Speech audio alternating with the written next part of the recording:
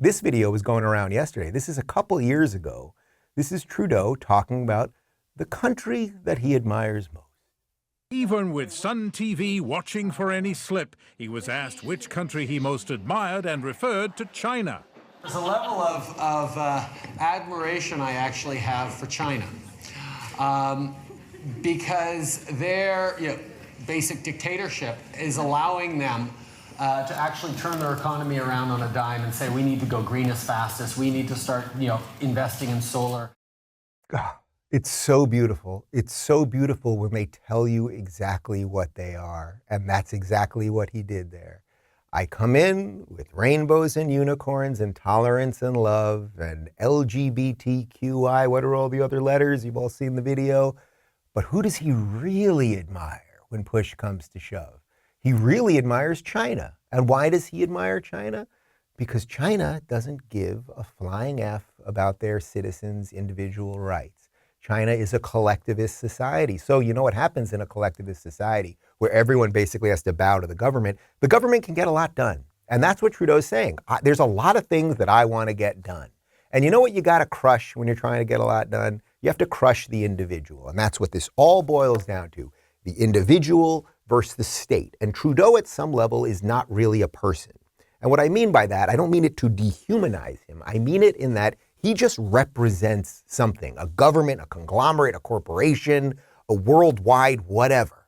That's what Trudeau is as a person. That's why he reeks of inauthenticity, right? That's why you know that everything he's saying is a lie, that nothing is truly passionate or decent that comes out of him, right? Because he doesn't represent himself. He represents an idea, a bad idea. So you got to crush all the individuals along the way. So what he's saying there is, I dig China because they can get shit done. So I come in, I sound like a nice guy, but really what I am is an awful authoritarian. We can just put that right next to this video from yesterday about compelling people to do what he wants.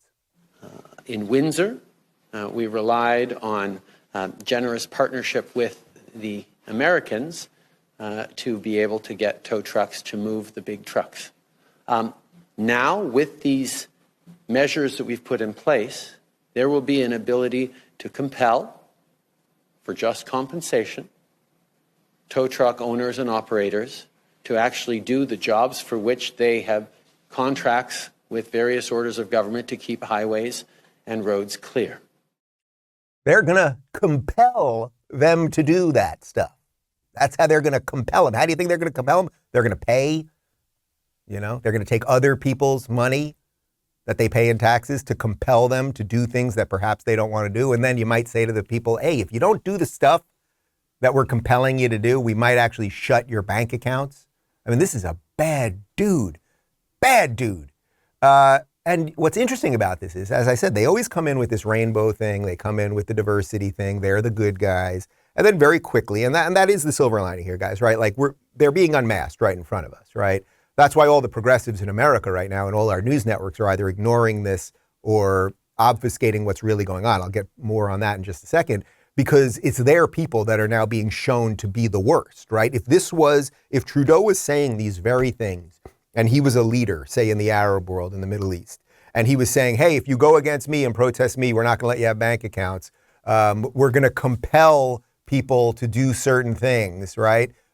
We'd have Biden out there going, well, maybe we should invade. There should be some sort of invasion. We should, be encouraging, blah, blah. We've been through this before. Look what happened in Egypt with Hosni Mubarak, who was the dictator there for 30 years. And then Obama, after 2 days of protests, Obama was like, yeah, we're done with that guy.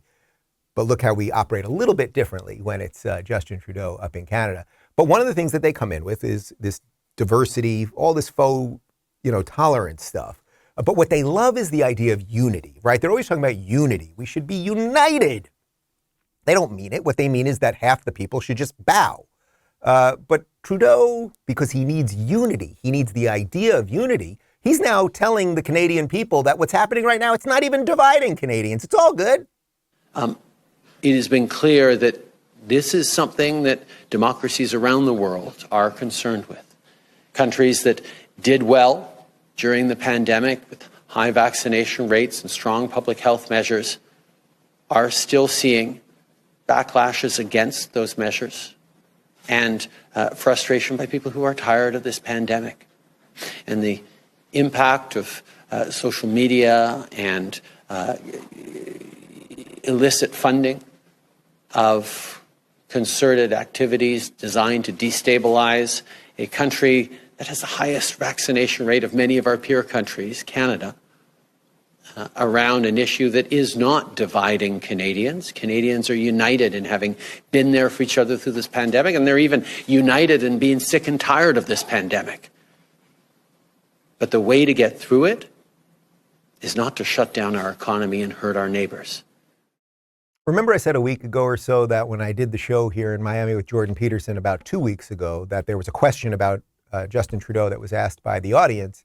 And Jordan said that Justin Trudeau is simply incapable of saying a true statement. And you really can feel it right there because he needs unity, right? Because he loves it. They love this idea of conformity and collectivism. And what that would mean is that there would be no dissenting voices, right? Because they know what's good for you. So the lie there is just incredible. As he is literally passing emergency powers to stifle dissent in his supposed free country, as he's doing that, telling people that their bank accounts will be shut down, that they will be arrested if they're out on the streets, and God only knows what they're doing behind the scenes, he's telling you that they're united. They're united. And at the same time, everybody loves what we've done here. Everybody loves the masks. Everybody loves the mandates.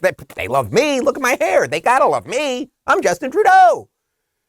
It's so bananas ridiculous. They lie about everything. And then I saw this. Connor, let's pull this up. Rasmussen Reports had a new study that 59% of U.S. voters support Canadian truckers in the Freedom Convoy protest. The reason I thought this was interesting is because this story, as I've mentioned, is basically being ignored or lied about on mainstream media. So we've shown you some clips from CNN. Don't worry, guy, we're not going to do it right now. We're not showing you CNN clips, but we've showed you some clips of CNN and MSNBC and a bunch of other news networks where they're basically calling all of the protesters racists and they're bigots and, you know, they're anti-vaxxers and a whole bunch of other nonsense. And they're calling them violent and all of this stuff.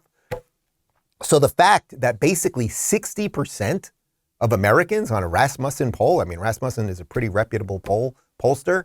The fact that 60% of Americans are with them is incredible.